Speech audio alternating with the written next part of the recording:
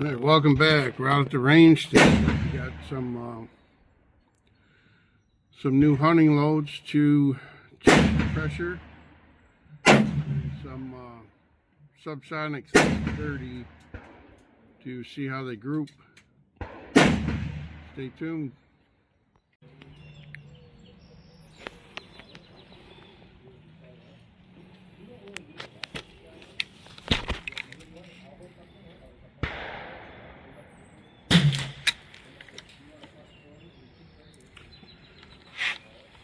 This is a model 94 in 3030. I have a Williams peep sight and I have my target aperture installed here. When I hunt with it, I take that out and just use that as a ghost ring.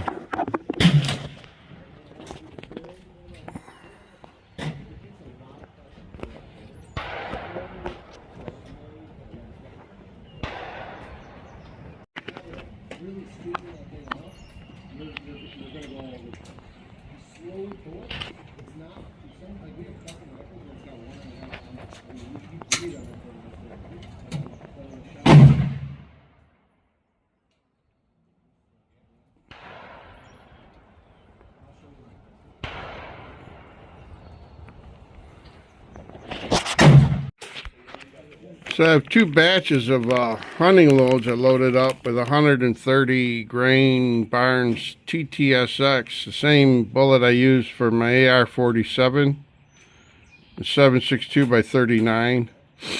I have some loaded with DLC2 Hodgkin, and the other is ram shot exterminator. And they're ladder, I guess, the ladder load working up. So I'm just looking for pressure today, and you know, someone for accuracy, pressure, and whatever load seems like it's got a higher velocity. Got some older 150 grain jacketed cup and core bullets. These were loaded with Winchester 748. I just brought them along to give me a reference for vertical placement on the target. Give me an idea of velocity. Alright, I'm going to start with this exterminator.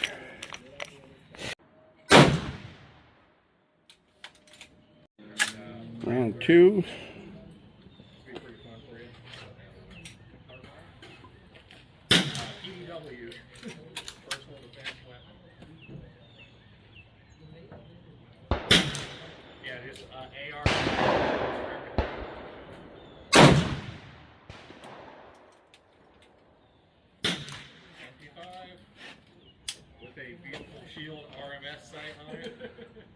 No signs of pressure. I didn't have my target aperture in for that first round, so that one higher there could be due to that. But working up the load now, half grain increments.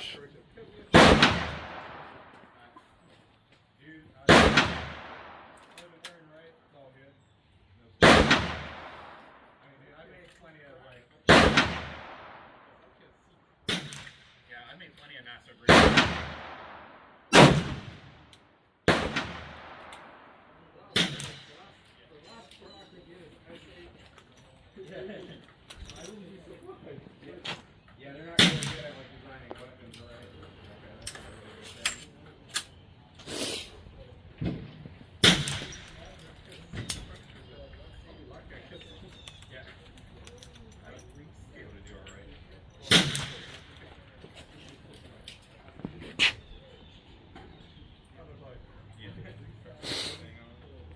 My guess is they're going to keep climbing up the target, so as they become faster up to the point where I hit my max load. Now you can turn this one on.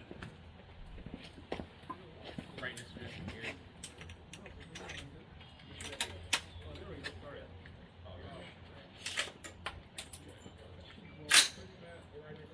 not.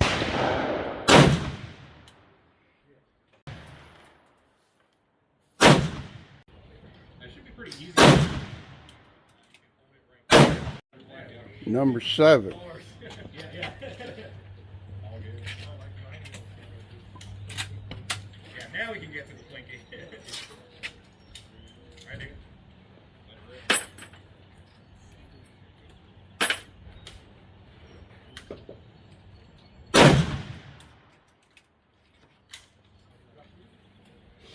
Find out. Yep.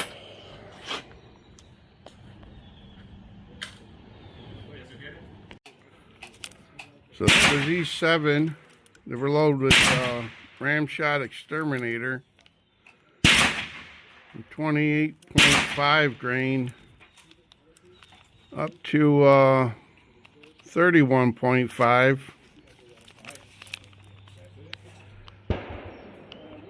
And none of them show any signs of pressure. Now I'm going to put a round of 150 grain, my old hand load. I'll put that on that target for my control group.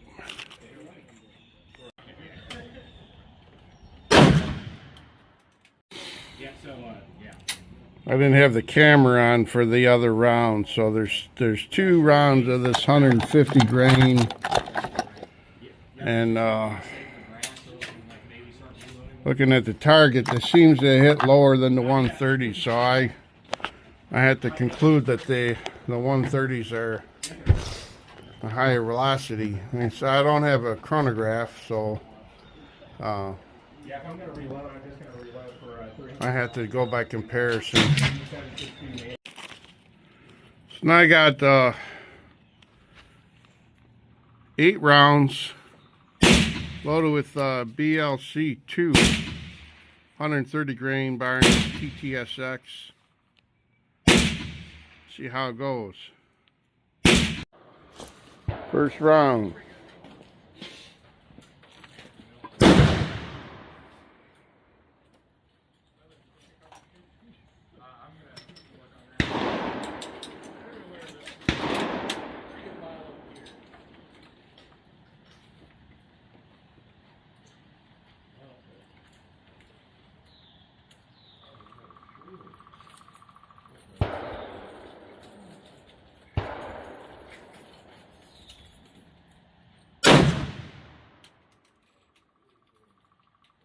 Round 2. No sign of pressure on the first round. That's a 30 round one. It's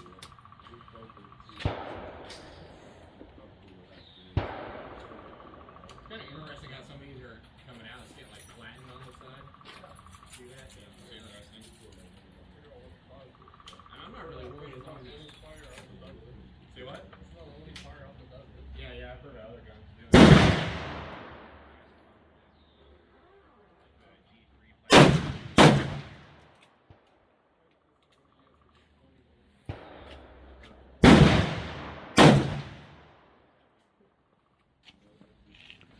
Pressure's still good. Speed loading spoon that slides on here. So you put the stripper clip in the spoon and you can like shoot 10 rounds in at a time. So you got that going for you.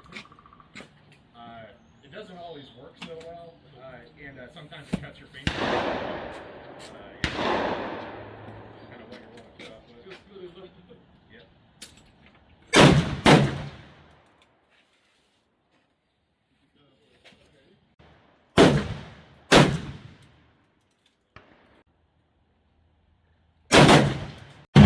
Looks like that last one took a jump up in velocity. Here's the next.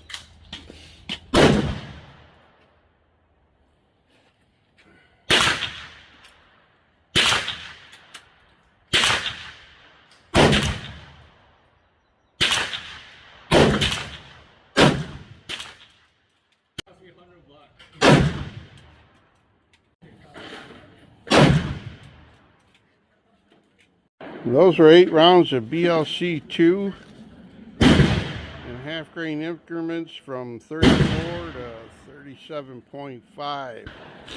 Something happened to the second front, but they're pretty much in the center.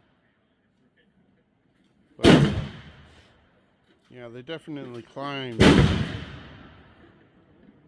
I'm going to compare this target to the other, and right now I'm going to shoot a round of 150 grain flat nose, just as a reference.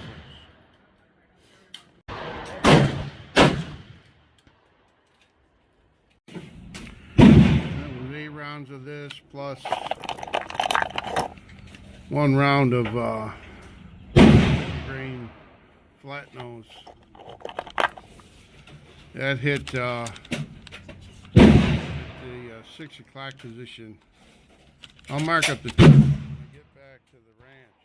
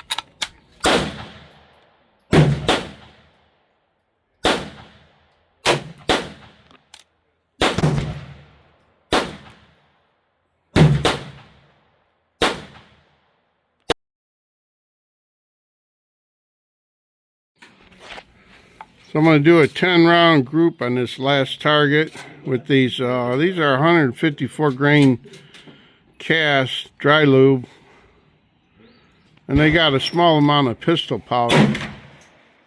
But let's see how accurate they are with this target aperture, and they're subsonic. Let's see how they do.